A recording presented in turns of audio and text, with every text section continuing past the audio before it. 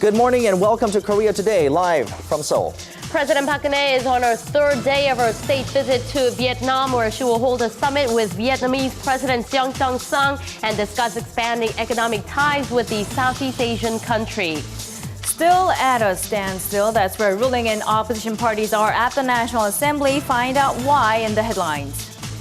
And a red flag for Korea's manufacturing center. Details coming up on In Print.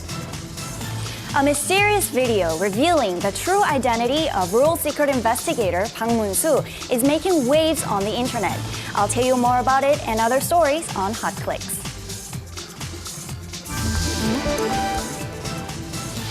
Fostering entrepreneurship is one of the keys in building a creative economy. We take a tip from one of the godfathers of Israel's venture capital firms, Roni Einav.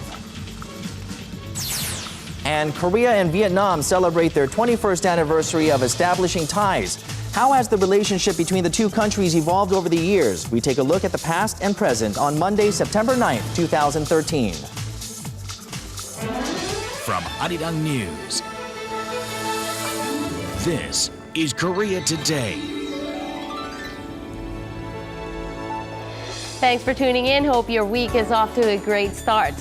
And good morning. And in a bid to raise the number of employed beginning next year, employment opportunities requiring 5 working hours that offer the same or similar benefits as full-time positions is expected to be introduced. Now, these employees will be eligible for pay raises as well as promotions and along with health insurance as well as welfare benefits. The Ministry of Employment and Labor announced these measures yesterday, so we know who's working on Sundays. But they'll start introducing these measures starting with the 1,000 call center representatives, and expand the implementation of these measures to some 9,000 employees, including teachers and nutritionists by the year 2017. Actually, 5-hour workday it sounds pretty tempting, doesn't it? It sure does. It seems that the government is actually coming out with the finer details of its bid to raise the number of jobs. All right, we'll begin Korea Today with a look at today's headlines.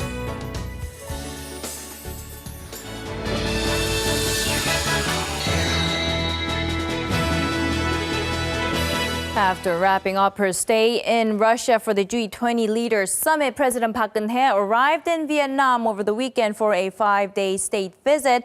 At a dinner with businessmen from Korea and Vietnam on Sunday, the president emphasized the two countries should expand and elevate the level of inter-industry cooperation in line with Seoul and Hanoi's economic development. 원전 건설 협력이 구체화되면 베트남 경제의 안정적 성장에 크게 기여할 뿐만 아니라 양국 간 경제 협력의 새로운 지평을 열게 될 것입니다.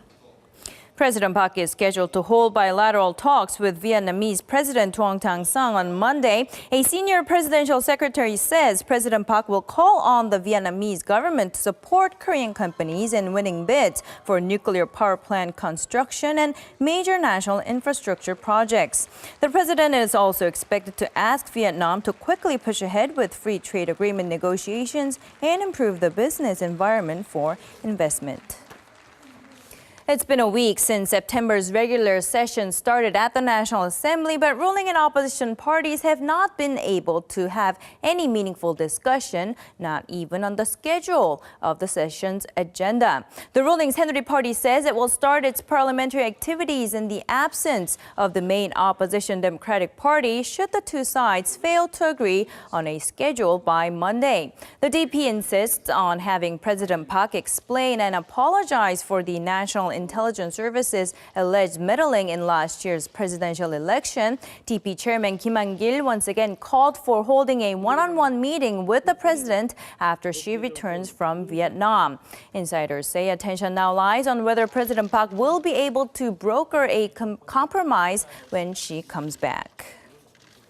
The family members of former President Chun Do-han may offer to voluntarily pay off the former military dictator's remaining fines of more than $152 million as early as this week. Sources say the family members held meetings late last month and early this month to decide who will pay how much. The former president's 3 sons and the daughter reportedly agreed to pay most of the fines, with the eldest son Chun Jae-guk paying $64 million, while the second eldest Jae-yong will pay $46 million.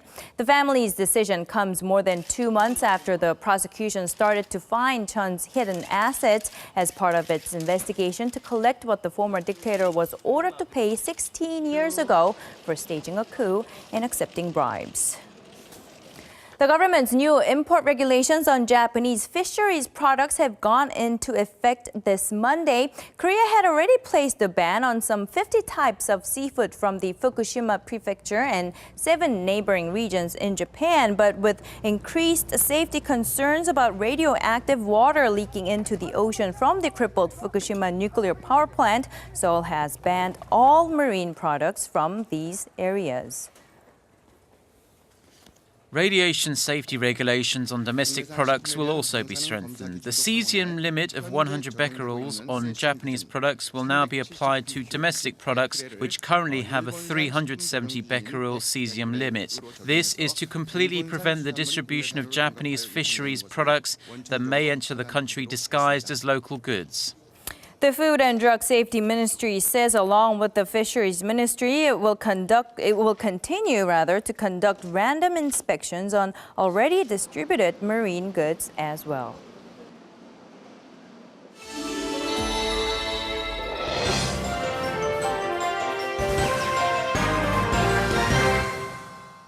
And happy Monday, everyone. The unifying image on the front pages today is a picture of President Park Geun-hye adorned in a lovely hanbok. We'll go ahead and launch today's imprint with a look at the front page of 동아일보.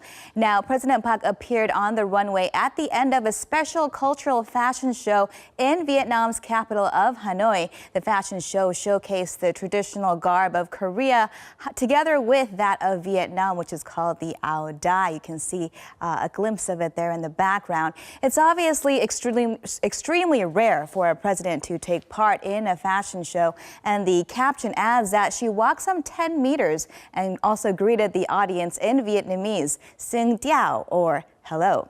And meanwhile, the headline underneath the picture reads, President Park says Korea and Vietnam are like in-laws. This is a sentiment that she expressed during a dinner Sunday night of economic leaders, referring to the 25,000 marriages between Koreans and Vietnamese.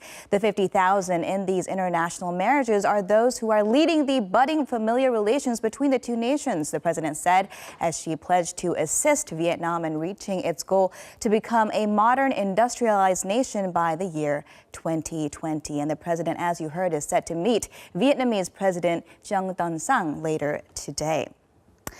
Meanwhile, the main headlines, by and large, cover various economy-related stories. Let's swing right through them. 중앙일보's headline today reads, workers with annual salary of 80 million won, or that's about $73,000 to see largest tax rate increase. Now, in its analysis, the newspaper finds that those in this 80 million won bracket will pay some 24.4% more in taxes, which is a margin 3 times larger than those making 300 million won, or $275,000 annually.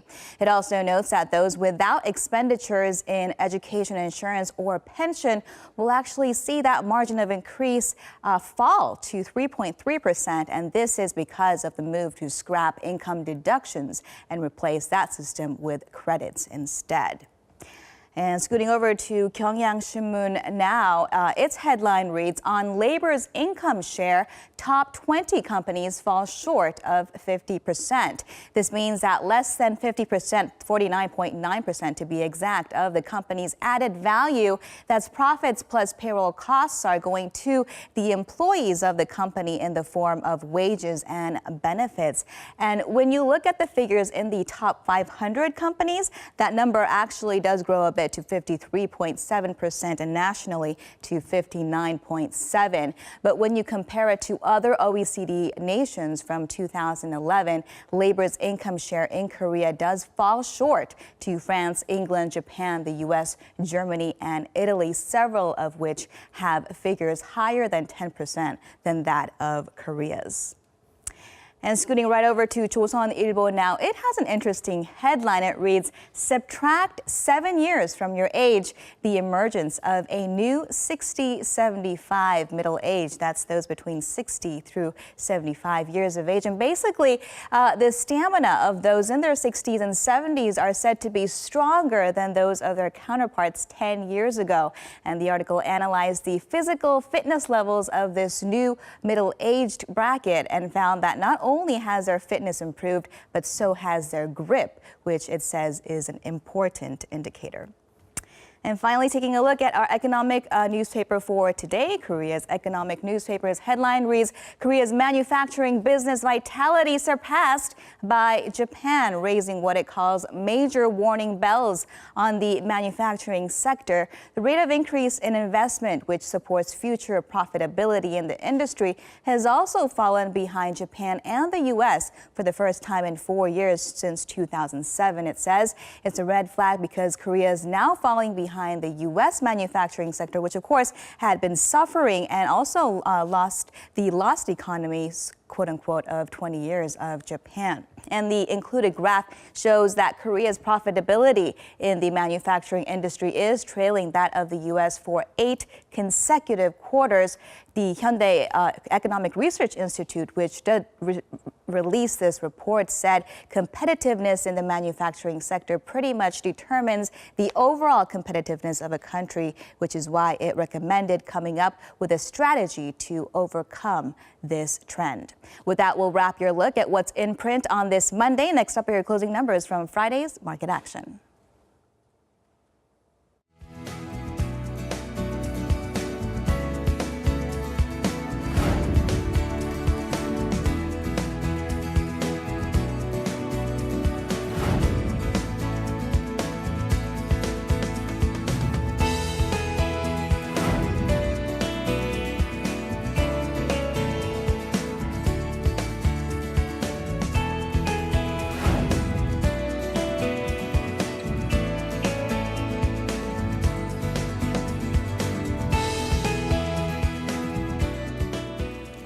Time now to get a check on the weather. You know, the temperature difference between morning lows and afternoon highs is so great that it's easy to catch a cold like moi. Exactly. And people are coming down with the cold or even the flu. You have to be careful out there. I sound terrible, don't I? No, you sound great still. All right, now we actually sent Tommy far and away for this one. She joins us from Wonju in the Gangwon province. Against a beautiful backdrop over there. Good morning, Dami.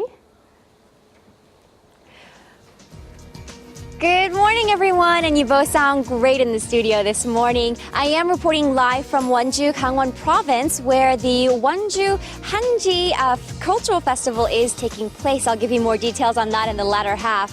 Now, this morning here in Wonju, we're starting off with very thick fog in the atmosphere. It looks like most of the inland regions will be seeing pretty thick fog until around 10 a.m. this morning. So please be careful on your commutes, as some areas, the distance of visibility can be up to only 50 meters. Now, as for the temperatures this morning, it's about 17 degrees Celsius, slightly on the chilly side, so make sure to carry a thin jacket with you. Like Young and Minjung mentioned in the studio, the significant difference throughout the day is pretty big. So our highs and lows are quite different, and a lot of people are catching a cold. So please try to stay healthy by eating healthy as well. Now let's go ahead and take a look at the temperatures around Korea. Over in Seoul, highs will reach up to 26, Daejeon up to 27, Daegu will be the hottest at 29, Gangneung the coolest at 25, Busan and Gwangju at 27 and 28, as Jeju Island will be similar to Seoul at 26 degrees.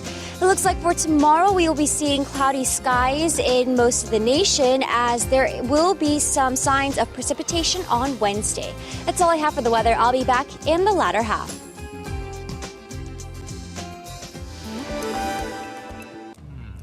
And still ahead on Korea Today, along with Silicon Valley, Israel is known to be another worldwide hub for venture capital companies. We sit down with entrepreneur Roni Einav, widely considered one of the founding fathers in the sector, to learn more about using creative capital. That's coming up later, but for now we're going to talk about President Park Geun-hye's trip. She has wrapped up her stay in Russia and now is in Vietnam for her third overseas trip since taking office. For more on this, we have Professor Shin Sang-hyuk from Kyung University joining us in the studio. Good morning, Professor. Good morning, yes. So before we talk about her state visit to Vietnam, let's touch upon her visit to Russia. How would you assess her debut on a multilateral diplomacy platform? Well, in fact, since she was elected as the president of the Republic of Korea, this was the first visit to G20 summits. Well, I think her performance at the 2 years summit, it was quite successful. The two-day summit? Yeah, two-day summit, yes. Because at the G20 summit, the leaders agreed that the current economic recovery was still too weak. So the leaders they agreed that they will make every effort to recover the global economic crisis together. And they also make every effort to create more jobs. And particularly they bold that any future changes to monetary policies would be carefully standardized and clearly communicated among countries around the world, particularly between developed and emerging economies. Right. I think all these outputs at the G20 summit, I think they fully reflected what Park Geun-hye emphasized during the two-day summits. Particularly, as you know very well, maybe know, on the second day, she gave the keynote speech. Right. She emphasized the importance of the recovery of global economy and the creation of jobs. So I think considering this aspect, certainly her debut on the multilateral diplomacy platform was very successful. And a lot of the local reports also say that what she had said during those speech was reflected a lot on the joint communique as well. So how successful do you think she was in getting her message across to the global economy? Very much, I think. But particularly about the USA government, so to speak, plan to taper the quantitative easing policy. Actually, it posed the direct threat on the financial markets of the emerging economies. As we know already, the Indian financial market was shaken very severely, and so on and so forth. So I think President Park Geun-hye emphasized this aspect, the communications between developed and developing countries before any countries change their monetary policies. So I think this was reflected in the communique. So I think her performance at the summit meeting was very, very successful, I think. Now, on the sidelines, she held 4 bilateral talks with other world leaders as well, and a lot of the talks focused on economic cooperation. Right. What do you think her greatest point of emphasis was?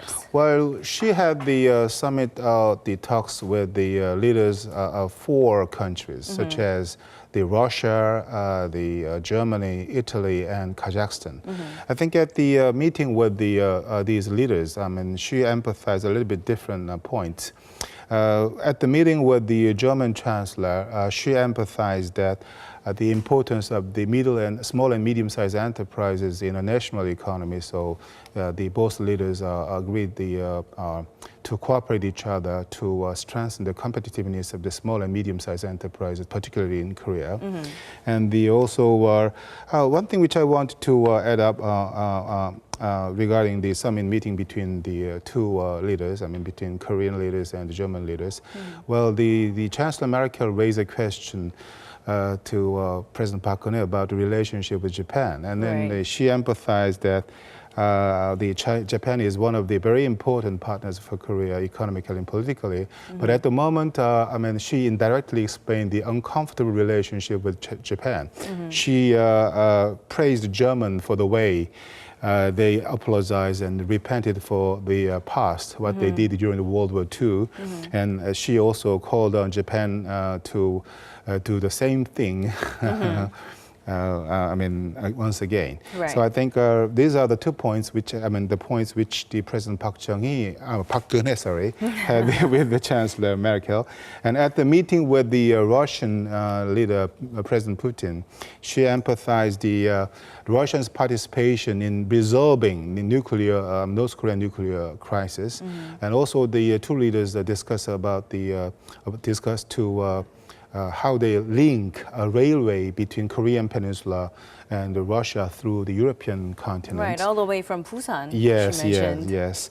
And then with the Kazakhstan president, she emphasized the cooperation in the resource development, research and natural resource sector, because as you know, the Kazakhstan has abundant natural resources. So for the keep the sustainability in our economic development and for the Kazakhstan economic dynamism, definitely cooperation in this sector between the two countries seems to be very, very necessary. But these are the main points the President Park Geun-hye had at the summit meetings with the leaders of 4 countries. Right. So all in all, you would say it would be fair to say that she hit the right points for each country that she met for the leaders of the respective countries. Yes. Now, she is now in Vietnam. It's her 3rd official trip overseas. The tradition has been that it's been the U.S., China, Japan, or the U.S., either Japan and China. But now it's Vietnam. Why is this telling us something? Well, Why Vietnam? Vietnam is emerging as one of the very important economic partners for Korea. Well, Vietnam is one of the very the core member country of the ASEAN. ASEAN is the economic regional integration entity with the participation of the more than 10 the Asian countries. And the Korea, in Vietnam we have about 1,800 forms. And then Korea has been the number 4 investor to the Vietnam. The total amount of investment which we have made was about the $20.5 billion as of the end of 2012. And then we have also quite big trade volume. As of the end of 2012, the trade volume between two countries reached $20 billion. But one thing which I want to emphasize is that Korea has about $10 billion trade surplus. So this is one point we maybe 2 leaders will discuss about. And so I think if I do summarize, certainly Vietnam is important partner for Korean economy. So that's one of the reasons why President Park Geun-hye chose the. I'm sorry. It's okay. Former President Park Geun-hye is, after all, President Park Geun-hye's father. Yes, she selected Vietnam as her the destination to visit. Okay, so what kind of results can we expect from her stay in Vietnam? Well, we can summarize the 3 potential outcomes which we can expect from the talk. The first one is, by the 2030, Vietnam is going to build 10 units of the nuclear power plants. The President Park Geun-hye wanted to ask the Vietnamese government to help Korean industries to build at least more than 2 units of the nuclear power plants, which is equivalent to $10 billion. And second one is also Park Geun-hye wanted to discuss about how to cooperate with the Vietnamese government to allow Korean industries to participate in the national projects, such as the fire power plants projects. Right. I think this is also very important for the Korean economy. And last one is the establishment of the free trade agreement between 2 countries. As I mentioned before, Vietnam is emerging one of the quite important trading partners in the region for Korea. So by having the FTA, free trade agreements between the 2 countries, definitely they can step up the dynamism in the economic relations between the 2 countries, I think. And she's been pushing ahead with what she calls so-called sales diplomacy. Do you think she has produced some tangible results so far? Yes, but I think it's too early to say, but yes, I think so. But one thing which I want to add up about the sales diplomacy, Park Geun-hye, is her diplomacy, sales diplomacy is a little bit different from the others. According to the reports and then according to the announcement from the Blue House, she wants to be a real friend of the local people. before visiting to Vietnam, she emphasized that I will be getting closer to the Vietnamese people to get the people's mind first, and then we will conduct the so-called sales diplomacy. I think it's really good the approach. By having the people's mind in Vietnam, certainly we will minimize any kind of the potential difficulties in strengthening, deepening, and widening the economic ties with Vietnam, I think. All right. So she has, of course, more than 4 years to conduct her sales diplomacy. So we'll have to wait and see if it will indeed produce some tangible results. All right. Thank you very much, Professor Shin, for joining us and sharing your insight today. My pleasure. Thank you, Hyung-Yang. From one expert to another, we're now going to take a moment to meet the author of this book, No Doubt to NASDAQ. His name is Roni Einav. He is also known as the legend of Israeli ventures, and he was in Korea to give a speech at a forum called Discovering Creative Economy of Korea. For the past 35 years as a NASDAQ expert, Einav, he was responsible for enlisting 20 Israeli companies on the tech-heavy stock market, making him a very renowned figure in the Wall Street there. And also, we had a chance to sit with him and learn about a bit more about the Israeli creative economy. So let's take a look at this interview. Israel can be a solid benchmark for Korea when it comes to starting businesses. Israel's venture capital boom began in 1991 when the Israeli government encouraged many of its well-educated members of society, such as scientists and engineers, to start up their own businesses. A creative economy forum was recently hosted by the Yozma Group, a joint venture capital firm between the Israeli government and the private sector. Here we met with Roni Einav, known as the legend of Israel's venture startups. Usually Israelis are not afraid to go in ways that are not clear and uncertain. Basically, people are very confident to go ahead even though they don't know exactly what will happen the day after, if their funds will be sufficient. Startup is as you said, a kind of an ecosystem. You need the entrepreneurs. You need funding, you need access to hardware, you need access to marketing and sales opportunities. Altogether, they help each other. Sometimes companies from the same country compete with each other. Sometimes they can assist one another. Roni Einav launched his first information and communications technology company, Einav Systems, at the age of 21. And for the past 35 years, he has founded and invested in more than 25 businesses, enlisting the majority of them on the NASDAQ. Many ask the secret to his success.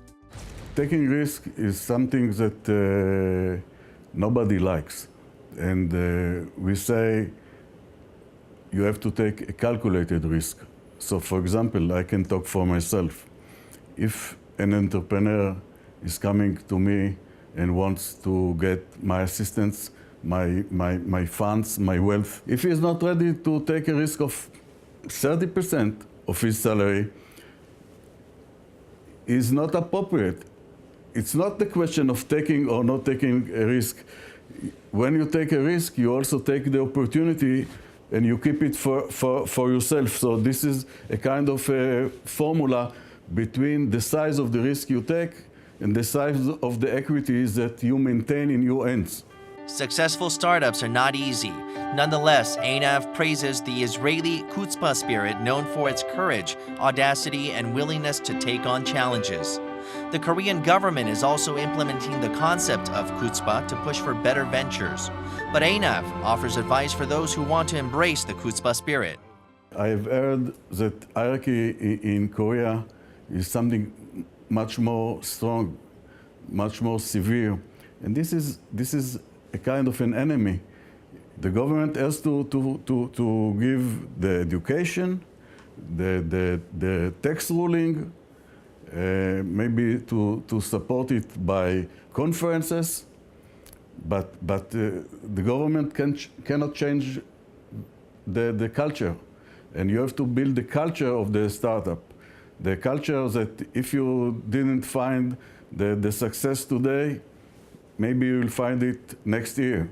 Roni Einav recently published a Korean version of his book to share his story about how the humble venture that he started in his rundown apartment went through many failures, to how he became a NASDAQ enlisting expert. He hopes his book will help guide Korean venture companies to claim their positions on the NASDAQ.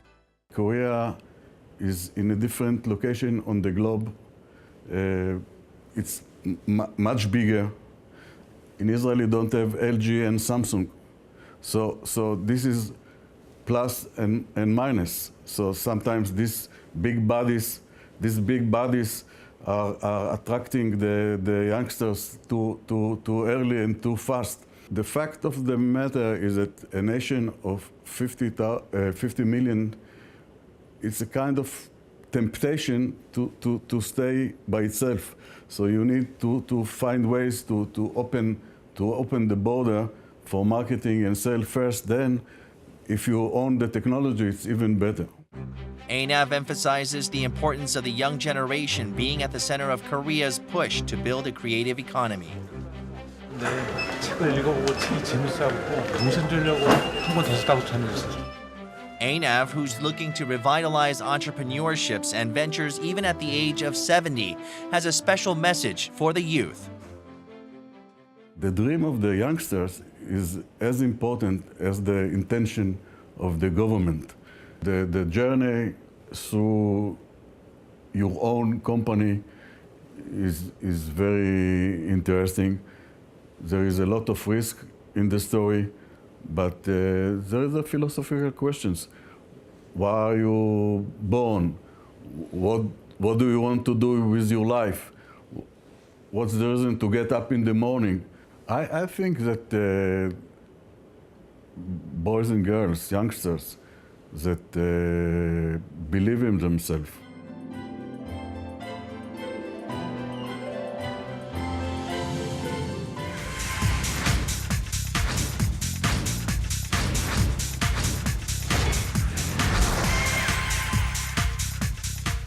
Good morning. Welcome to Hot Clicks. I'm Chun Song-cho. This YouTube video titled Around the World with 790,000 Korean won, or roughly $720 US, has received a lot of attention from many cyber users after being widely distributed and shared on different websites and on Facebook. And the person who's making this very ambitious journey around the world is a 20-year-old Korean named Kwon Yong-in. 2 years ago, he bought a plane ticket to Australia and took the remaining 790,000 won with him to begin his trip. Since then, he's worked all kinds of jobs to pay for the extra expenses, and with this additional income, he has been able to travel to different parts of the world and plans to do so for another year. His courage to make the impossible possible certainly encourages many people who watch this video, and I hope to see his silly dance move in many more countries to come. Next up, there is a project called the Arc of Taste that started back in 1996 by the Slow Food Foundation for Biodiversity in Italy in order to celebrate and preserve diverse cultural foods that are relatively rare around the globe. And recently, for the first time, 5 Korean dishes made it on the list of Arc of Taste, drawing a lot of attention. First is 푸른 콩장, or the soybean paste and soybean sauce made with green beans, only found in Jeju Island. Next is 안진뱅이 wheat, a shorter type of regular wheat, and it has been cultivated for 3 generations in Jinju, Gyeongsang Province. Third is Yeonsan Ogye, a famous type of wild Korean chicken. And fourth on the list is a Korean traditional striped ox, also called the tiger cattle, since its line patterns are tiger-like. And last but not least is Hansen's lily, which has been designated by the Korea Forest Service as a very rare and near extinct plant found in Ulleungdo. Well, it definitely sounds like it'll be quite a journey to taste all of them. And let's move on to our next story. With so many interesting stories and information now available online, content producers are trying to come up with the most eye-catching and attention-grabbing ways to attract more people. And I think this video may be the result of those efforts. At first glance, it looks like you're watching the Discovery Channel, but when you look closely, you'll notice it says Discovery. And the portrait you see here is a familiar one to many Koreans. He's the royal secret investigator Bang Mun-soo from the Joseon dynasty some 300 years ago. And as the title suggests, royal secret investigators were directly ordered by the king to secretly examine provincial and regional officials. But in this video, the creator claims Bang Mun-soo's real job was a restaurant critic. To back such claims, two portraits are shown, and it does seem like Park gained a bit more weight compared to the other one. Well, if you haven't gotten a good laugh out of it by now, here's a spoiler. It's a popular ad by a credit card company advertising its new restaurant guide smartphone application. And many cyber users shared funny comments saying they were fooled by this video that has received 250,000 views in just one day. And good for the company, though, because after this ad was made public, the number of people who downloaded its application jumped by 100 times. And for next up, let's look at a story that's making waves on the social media. This story is about a family who has posed and taken pictures at the same location for the last 10 years, and it has received much attention. The destination is Nami Island, and the family you see here has visited this beautiful island in the fall season every year for a decade to take a family photo. From the young couple kissing their baby girl to the new addition to the family, their son, after 4 years, the pictures well show how quickly the kids have grown over time, and many online viewers said they were touched to see the family's bond and love grow as time passes in those photos. And now our last story of the day. A lot of cyber users have shown much interest in this video featuring bits and pieces of the capital city in different popular Korean movies. So let's take a look. What's interesting about this footage is that the person who shot it visited the exact locations where different movie scenes were filmed, making viewers feel like they're going back and forth between the past and the present. And many viewers applauded the filmmaker for figuring out the exact locations that were captured in the movies.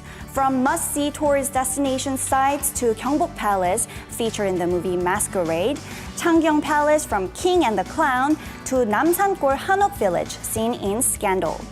It's definitely entertaining to see these places in the films and in real life.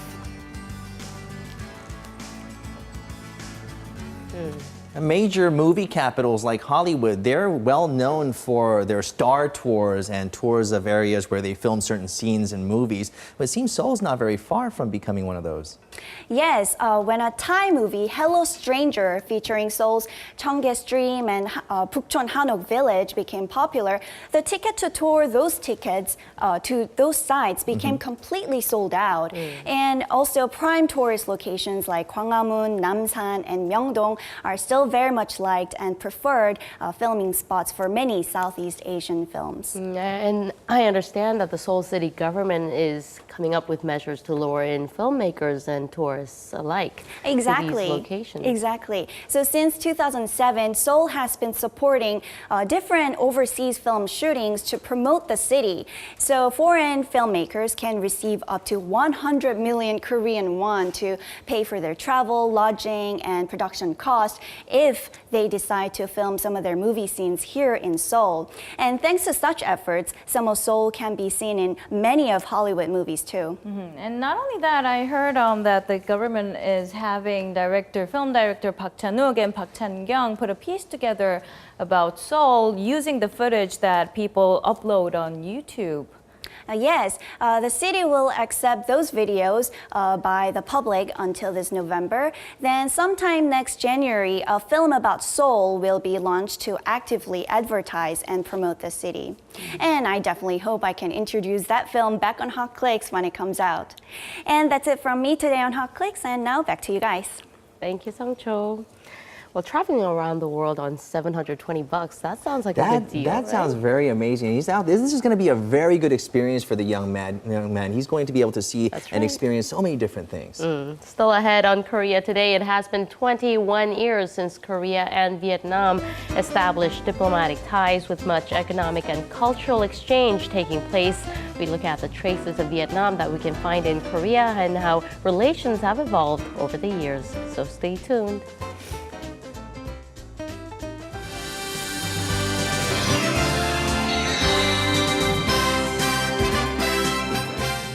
And a good Monday morning to you all as we kick things off with Sunday's KBO action. Now the SK Wyverns jumped to an early lead against the NC Dinos and took the game 10-6. With the Hanwha Eagles sweeping the Kia series with an 8-7 victory last night. So with that said, let's take a look at the other two big games that took place last night. Starting off with the Tucson Bears taking on the Nexen Heroes. Of course, we go over to the fourth inning of the game here. Here's Yang Yi-ji at bat. A two-run shot to center field. This one is gone. And the Tucson Bears take the lead 2-0. We go over to the bottom of the inning. Kang Jong-ho drills this one deep to left field. This one is out of here, and it's a tie ball game.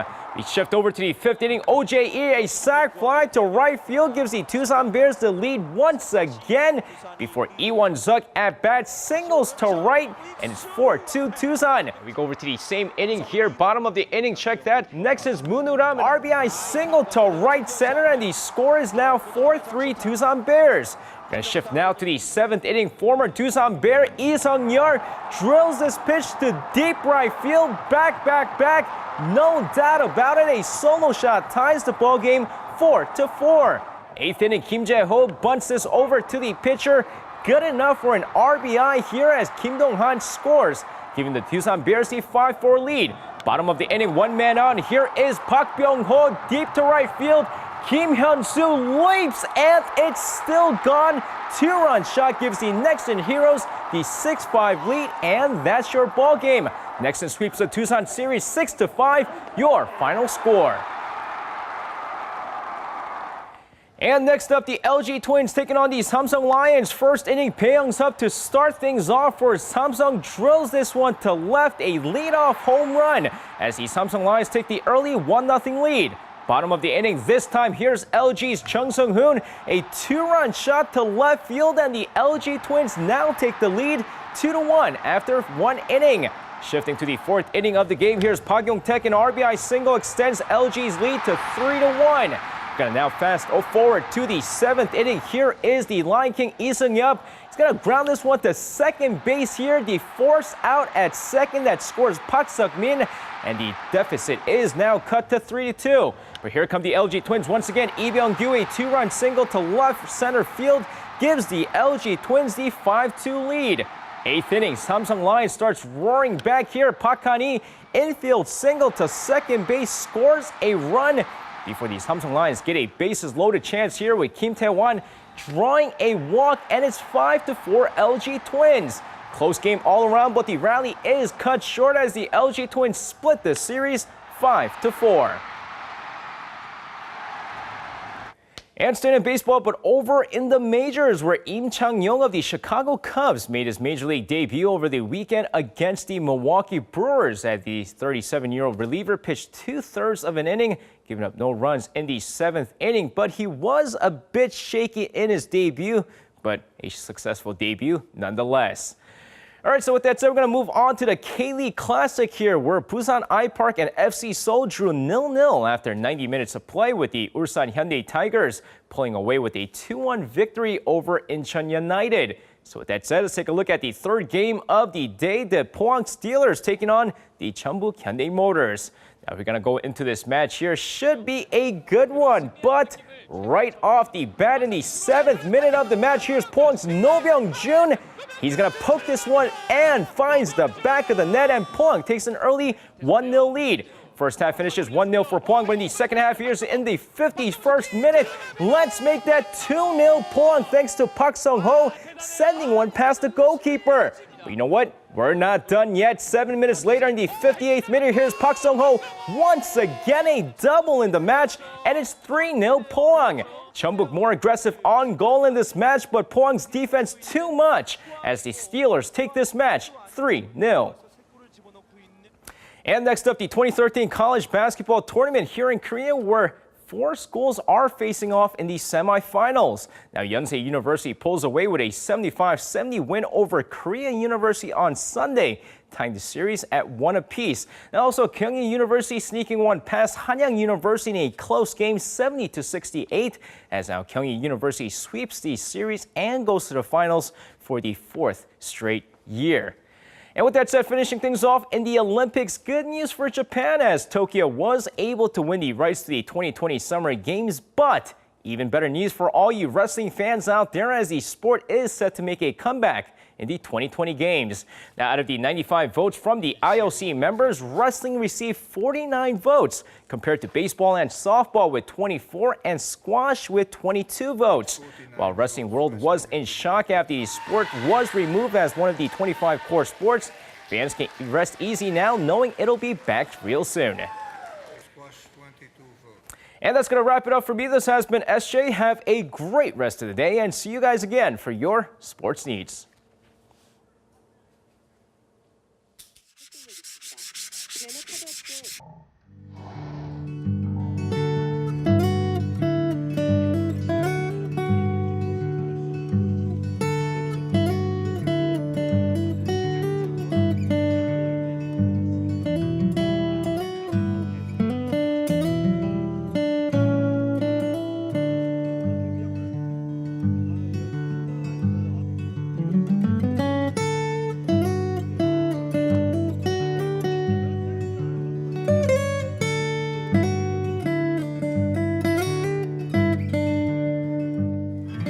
It is 46 minutes past the hour on Korea Today. We're going to turn our focus once again over to Tommy, who is experiencing making hanji, or the traditional Korean paper. Let's go over to her right now. Like raspberry. Back to you. Right.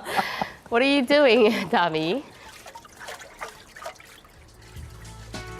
Okay, so I'm back reporting live from Wonju Hanji Theme Park, where the Hanji Cultural Festival is taking place. So hanji, it refers to Korean traditional paper. It's a bit tough and very durable. It's also an indigenous paper in Korea and very unique. It's made out of mulberry trees as well. So right now I'm in the process of making hanji right now. Now, I want to go ahead and tell you the original process. So right here, what we're seeing is hanji water. But first, what you have to do is get the skin of the mulberry tree, and then you boil it, you dry it, and repeat this process until you have the hanji water. And I just dipped some hanji water out from this bowl right here, and then you lay it out like this. And then what we're gonna do is gonna move along over that way so that we can dry the paper, and then we can have the finished product.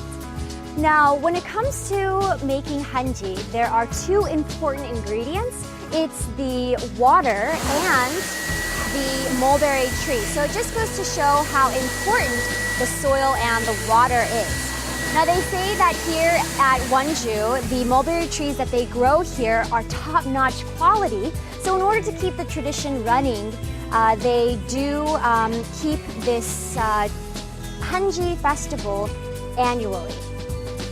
Now this is the final drying process, and earlier I was already making some hanji ahead of time. Now this beautiful pink color right here. So I'm gonna go ahead.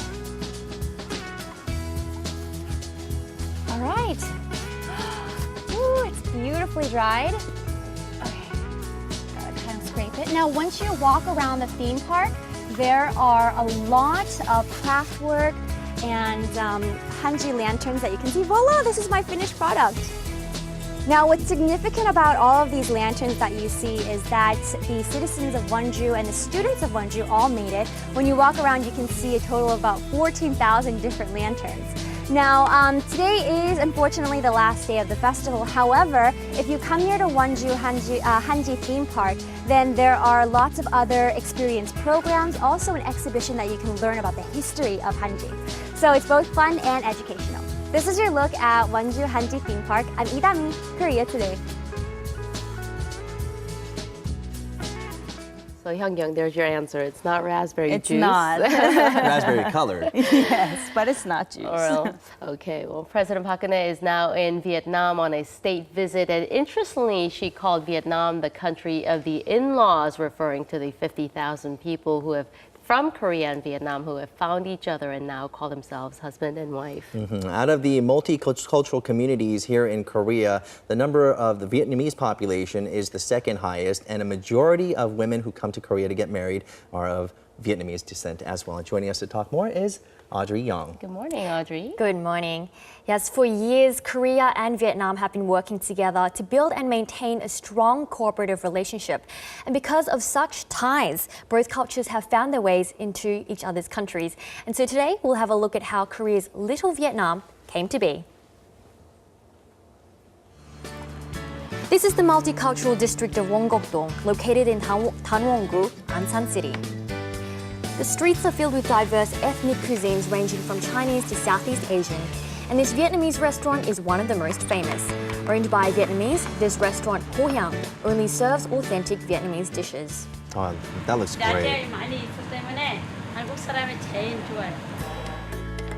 From already well-known dishes such as rice noodles and rice paper wraps to specialties like fried frog hind legs and fried dumplings called da do, customers can try out different Vietnamese food.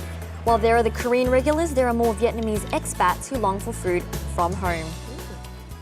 I feel like I'm back home because the rice noodles taste the same here as what I had back in Vietnam. I don't work close to this district, but I come out here to eat because the food tastes great. And I should too. The owner gained Korean citizenship when she got married to a Korean husband. I started to start my business after I saw many Vietnamese workers in Korea miss their home dishes. Out of the many Vietnamese who live in Korea, some 39,000 came here as brides. And to help them adjust, the Korean government has made various efforts, such as opening global multicultural centers such as this. Here, diverse programs geared towards immigrant wives are available, such as this free Korean language class.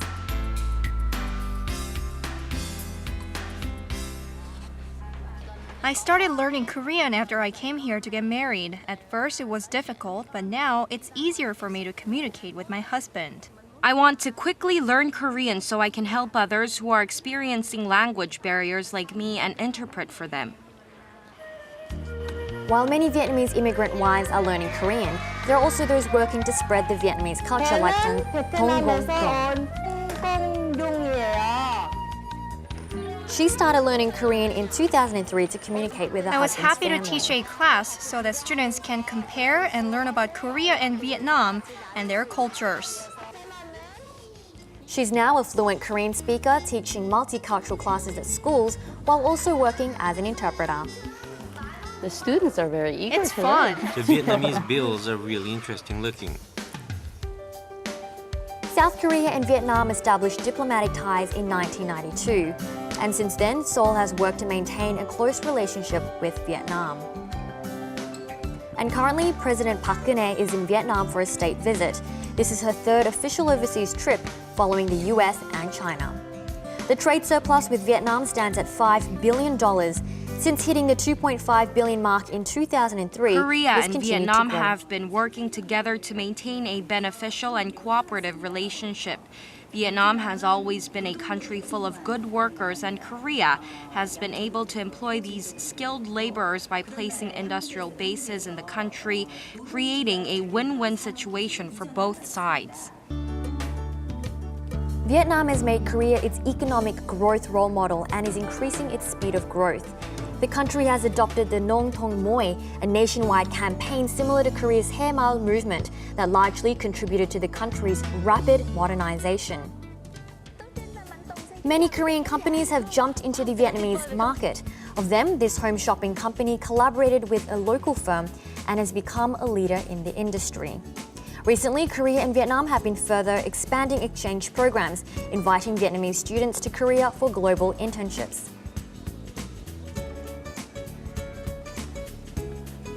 And such international exchanges have also helped improve Korea's image in Vietnam. It was very fascinating to actually see the systematic procedures here, and I hope I can learn more. The exchange between Korea and Vietnam has not only grown in volume but also in quality. And with President Park Geun-hye's state visit, many are looking at how this will further enhance existing relations. Well, it doesn't stop at the exchange programs. I hear that there are high-level Vietnamese officials who are coming to Korea for training sessions as well. You're right. The Vietnamese government has chosen Korea as its strategic training partner. And what this training involves is that they'll have countries' vice ministers and regional office high officials come to Korea and be trained. And earlier this year, 20 Vietnamese government personnel came for this session in Korea. And 20 more are expected to arrive later this year. And this program is expected to continue all the way through to 2015. Mm-hmm. And not only that, Seoul has been providing aid and support for Vietnam, and especially through the special fund. Tell us about the fund as well. Yes, you're right. And in fact, actually, Korea is the largest donor when it comes to credit assistance for Vietnam. Out of all the EDCF's approved credits since 1995, 21% of it went to Vietnam, which is 2 to 3 times more than to nations like the Philippines, which stands at 9%, and Bangladesh at 7%. So this, in fact, makes Vietnam Korea's largest aid recipient. Because Korea does see a lot of potential in that country. Well, we're out of time now, so thank you, Audrey, and see you next week. Thank you. All right, that's all we have prepared for you on this Monday morning. It's a chilly morning, so you don't want to sound like me. You bring a jacket. Watch out. Don't catch a cold like she did. All right, we'll see you back here tomorrow at 7 a.m.